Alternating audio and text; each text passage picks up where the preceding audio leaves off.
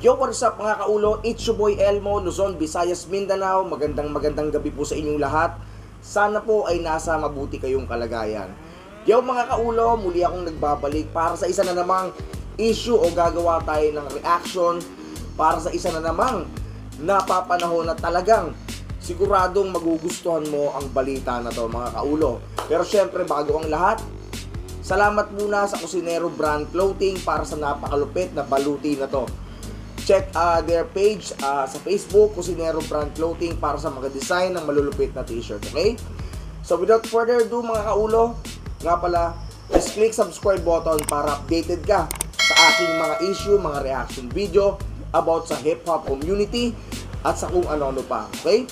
Simulan natin to. Yo mga kaulo, last week nga po, naglaban sa pangil si Young One at si Zaki. At ang laban po na yan at sobrang naging mainit at talagang tinutukan, inabangan ng mga fan ng PSP at ng hip-hop community.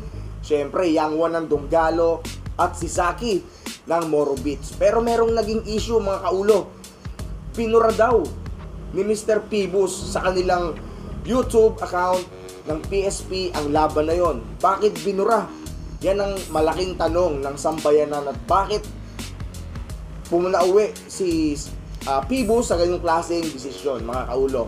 Kung makikita nyo sa background ko, si Makagago po yan mga kaulo, si MG, no? Na nagbigay din ng kanyang reaction at napanood ko. At ay ako gumawa ng usapin na to dahil nakita ko po ang issue na to at napanood ko rin, okay? So dun nga sa laban na yan mga kaulo, grabe po ang ginawang patudyadahan ng mga bars at kanyang mga estilo at talagang grabe ang punches ng mga bara, no? Against kay Andrew E at Zaki at sa Moro Beats kay Young One, no? Maraming ang nasabi si Young One about sa Moro Beats, no? At meron ding nasabi si Zaki against kay Andrew E na talaga namang sobrang bibigat. Isipin nyo mga kaulo, ito yung isa sa mga nasabi ni Zaki against kay Andrew. Kung ang Moro Beats daw o si Med Messiah ay nakapaglabas ng kantang Mahal Kong Pilipinas, tapos si Andrew E binibirot siya with matching action pa mga kaulo, hindi ba? At yan po ang isa sa mga pinaka-highlights ng laban na yan mga kaulo. Alam niyo naman kapag Donggalo Records ang talagang kalaban, hindi natin matatawaran yan. King Andrew E na yan mga kaulo. King AE na po yan. And tama nga naman din ang sinabi ni Makagago rito sa pinapanood ko na to, na sana hindi nagpadalos-dalos yung PSP na pinamumunuan ni Pibus, na dapat kinausap niya si Zaki at si Young One na kung ano man yung mga sasabihin ay ingatan dahil etong si Kuya Andrew, alam naman natin, ay nagdidemanda. At ito ay talagang hindi pinalalampas na yurakan ang kanyang pangalan. At alam naman natin na isang napakalaking tao na nito sa industriya, no? Tinitingala at talagang meron namang sinabi. Kaya hindi natin dapat basta-basta yurakan o gamitin o idabit yung pangalan ni King AE dito, no? At feeling ko mga kaulo, feeling ko na si Pibus ay nakatanggap ng iba't ibang message at komento mula sa Donggalo at sa mga nagmamahal kay King AE. At possible na si King AE mismo ang nagpadala ng mensahe dito kay Pibus. At tila ba nabahag at naduwag, nabahag ang buntot dahil binure, hindi ba? Kung iisipin mo ito diretsahan na, Mr. Pibus, kung ikaw talaga ay pinapanindigan mo na yung laban na yan ay napakatindi, kahit may nadawit pang mga pangalan at mga ganyang klaseng mga atake bawat isa, alam niyo naman na mangyayari yan at talagang linya naman talaga ng mga rap battle MC yan na magbigay ng kanya-kanya mga bars, no? Na dapat hindi mo na lang sana binura. Magmumukha ka lang talagang duwag niyan at magmumukha ka lang talagang walang paninindigan. Sorry for the word, pero sayang ang ganda ng laban, kaso nga lang dinilit. At hindi lang naman yan ang issue, Mr. Pibus. Marami pang mga issue. Yung pagja-judge, yung tamang judgment dun sa laban. Yung last time, kay Mot at kay Poison 13. Ay, kay Mot at kay J Black. No? Kay Mot at J Black, sorry po. Kay Mot at J Black na nagkaroon ng problema na in-announce na ang panalo ay si Mot.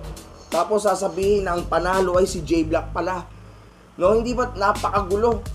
Walang kumbaga hindi concrete yung mga desisyon. Para bang bara-bara lang. Kung ikukumpara mo sa flip top kay Sir Eric Yuson, kay Enigma, hindi ba? Sana itong laban na to ni Yang Wan at ni Zaki, hindi na lang dinilit. Di ba? Sana pinanindigan, pinaliwanag mo na ito ay battle lamang na pwede namang idamay kahit sino at hindi naman talaga patungkol na binastos, kumbaga nadawit lang as example. Kaso syempre, wala King AE yan. Kung ano man ang gawin ni King AE, kung anong gawin niyang action dyan at nadawit yung pangalan niya, pwede niyang gawin yun. Kaso nga lang, hindi mo na brief ng maayos yung mga MC mo dyan na maaring pagmulan o maging ganito yung resulta, which is nangyari nga, di ba? Tapos i-delete.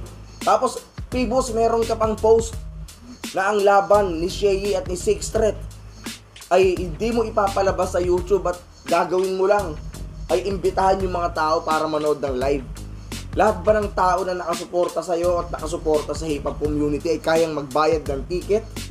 Hindi ba't hindi? Kaya bang bumiyahe ng mga tao out of town? Napakalaking sablay, Pibos. Ibang-iba sa flip top na inaabangan ng mga tao talaga, no? Na walang kakayahan bumili ng ticket, pumunta ng probinsya, inaabangan nila sa YouTube para lang mapanood nila at suportahan yung kanilang mga manok at mga MC. Hindi ba? Kaya Mr. Pibos, ayusin mo yung PSP. Medyo magulo at medyo sablay yung mga nangyayari.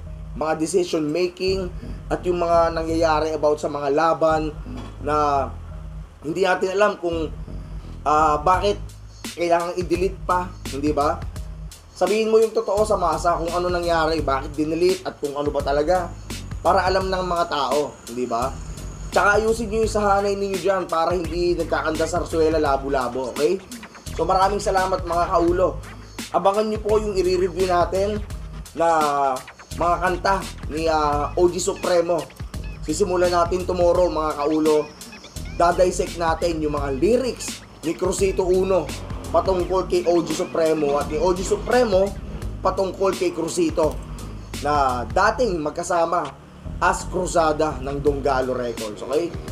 Magandang gabi po sa inyong lahat. Mag-ingat po kayo kung nasan man kayong lupalop. All over the globe, lahat ng mga Pilipino, shoutout po sa inyo and salamat po sa suporta sa aking YouTube channel at sa Facebook, syempre. Sobrang thank you po sa inyong lahat and invite ko po kayong lahat i-follow ako, Elmong Calvo TV sa Facebook din kung gusto nyo akong makita ron, and kung ayaw nyo naman, okay lang din. Maraming salamat and magkita-kita tayo muli tomorrow, okay? Again po, it's your boy Elmo. Walang buhok pero merong laman. Peace out yo and God bless us all.